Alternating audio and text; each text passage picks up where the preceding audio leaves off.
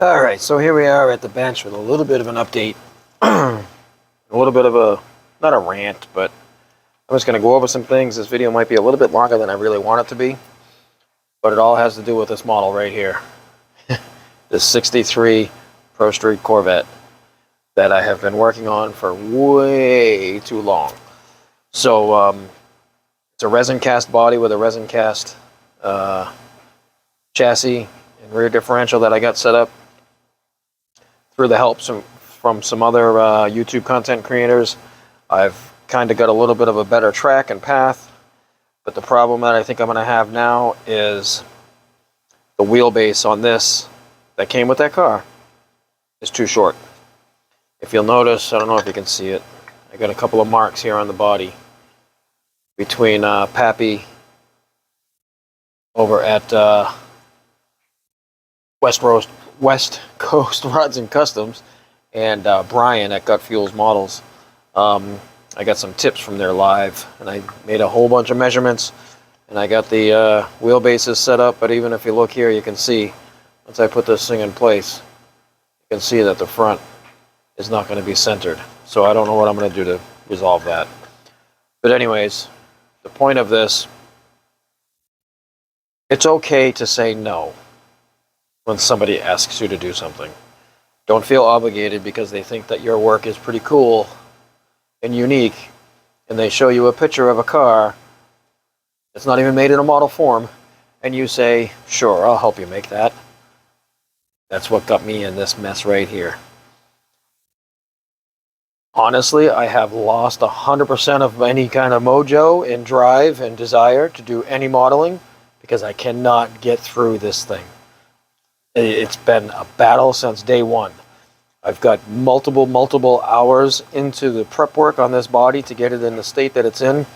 That hood scoop is not something that was there. There was a hole in the hood. This is a hood scoop that I've constructed between a couple of different resin hood scoops and some green stuff putty and some JB weld to make a scoop to look like a car that we're trying to simulate. So a friend of mine approached me last November or October and asked if I could build a replica car for one of her husband's friends that used to race a car like this and have it ready in time for Christmas. And at first there was an initial laugh because, excuse me, there was no way I could get that car done before Christmas of that year. I says, how about we shoot for Christmas of 2024? And now here we are in July of 2024, and this is as far as I've gotten. So it's okay to say no. Don't feel as though you have to do everything that somebody asks you to do. I cannot wait to get this thing put behind me so I can at least give the friend a little bit of satisfaction in a model that they can pass along. Because, man, I just want to do something for myself. There's tons of group builds I want to join in. I won't commit to any of them because I know I can't focus on it. I want to get this done and out of the way. I got a custom project over there on the other bench that I want to do that I won't even touch until I can get this thing done and out of my way. There's my rant for some of the new guys. You veteran model builders know this and would have told me the same thing. This is for the new guys. Commission work is okay, but you have to have a little bit of a passion for it. You have to have a desire for it. You have to find enjoyment in what you're doing. I have absolutely zero enjoyment in any kind of a drag racing, pro street, funny car, top fuel car. No interest in them at all. And this right here is proving that to me. I like the challenge to be able to replicate somebody's car, but I kind of have to like the car first. This is not for me. So I'm going to lug through it. I'm going to do as best I can and get it done as close as I can. I've gotten it this far. I'm thinking I'm going to end up cutting this front end off and extending it. Or I keep looking at different kits that I can use to cobble together. I don't know. I still need to do something with tires because these tires that I picked out, they look great on the chassis. You probably put them on the chassis and put the chassis in. They don't fit. They hit the inside of the wheel wells. Anyways, you know what? I've gone on enough. I'm going to get this camera changed around. I got some new stuff over here, some stash ad stuff, diecast related, that I want to show you guys, and a new channel shout out. So, hang on, I decided to keep the camera angle the same. So some of this stuff I'm about to show you is going to be going into my personal collection. Some of it's going to be put aside for future custom work, and some of it's going to be sent off to a fellow diecast collector. So first, right off of the bat, I found the second color variation for this 1968 custom Camaro that a lot of the guys in the diecast community have been doing some really fantastic work with this. So one of these is going to be for my collection, and the other one is going to go into the draw for future customs. So I got those two Hot Wheels cars there. For those that are interested, this came from the J case of 2024. And to continue on with the collection for the Camaros, if you guys don't know, my thing is Camaros. I collect everything and anything Camaros, especially when it comes to the 1/64th scale diecast. This one here, the 2013 Copo Camaro in the Stars and Stripes series, which was a new series that came out. It's got some really cool deco on the front and in the back. That really cool ripped flag design, and that 2013 had to come home with me to go in my collection. Now these two here intrigued me for some future customs. The first one is a 64 Chevelle SS. First time I've seen this in a die-cast form. I was just really attracted to the way that hood is designed, with the motor protruding up through and the tack over on the driver's side. I thought that was really kind of cool. That could be a really cool custom with some detail work. I like that. That's going to go in my drawer of customs. And this one here, not a Mopar guy, but this one just kind of screamed out to me. And the red window would have to go for sure, but I like the open hood concept with the motor just sitting there.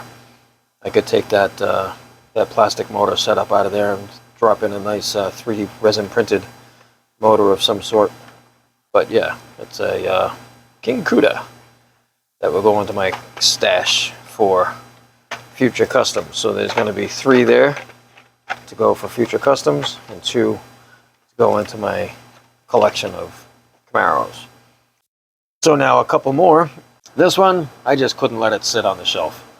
This is just what we all remember as kids as the Bigfoot and the monster trucks that came around all the stadiums. This was the truck, 1974 F-250, Bigfoot #1. So that's all weathered up, pretty cool.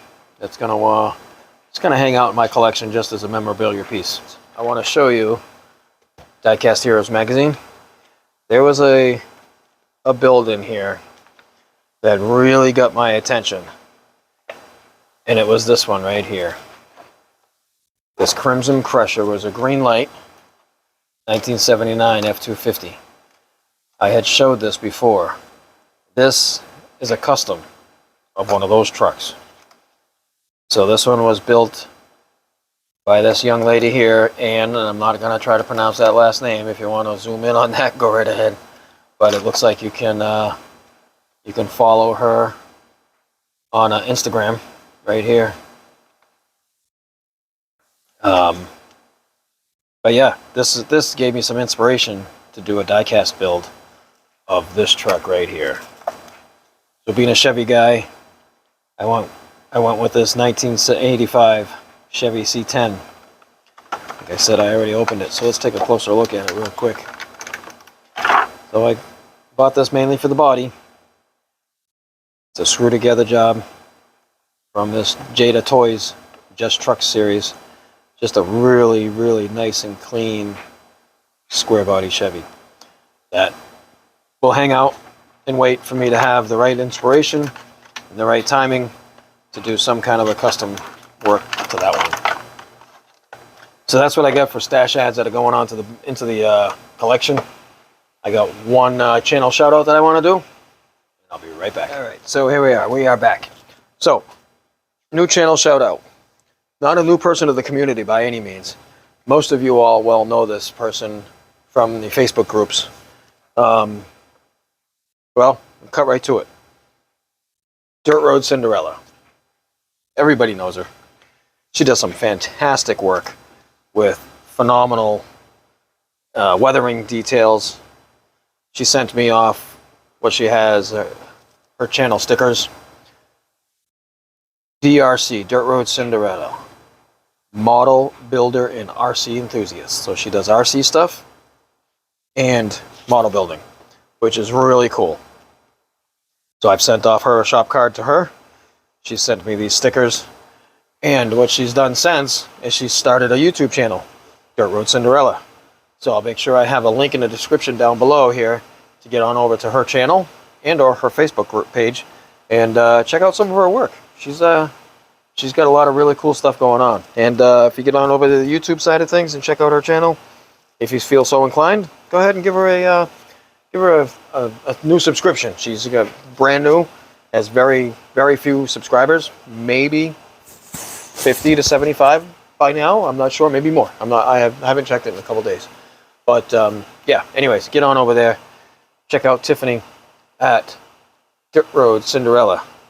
And if by any chance, if anybody would like to have one of my shop cards, I have a few of the new ones left. So this was actually version 2.0, if you will, of my shop cards. It's got the 2 die-cast builds here and 2 plastic model build kits here. So if anybody be interested in one of these, I'll have a link in the description down below, of course, for my email. Send me an email with your address, and I will get one of these off to you as quickly as we can. Anyways, that's all I got for you. Thanks for hanging out here with me and listening to my little bit of a rant about it's okay to say no. Just remember, you don't have to do everything that everybody wants you to do. You build what you want to build. And if you're going to do something for somebody else, that's okay too. Just make sure it's something you're going to enjoy. You're gonna want to be passionate about. So anyways, that's all I got. Thanks for hanging out here with me for another episode of Mike's Mods and Customs. And until next time, I'll see you on the next one.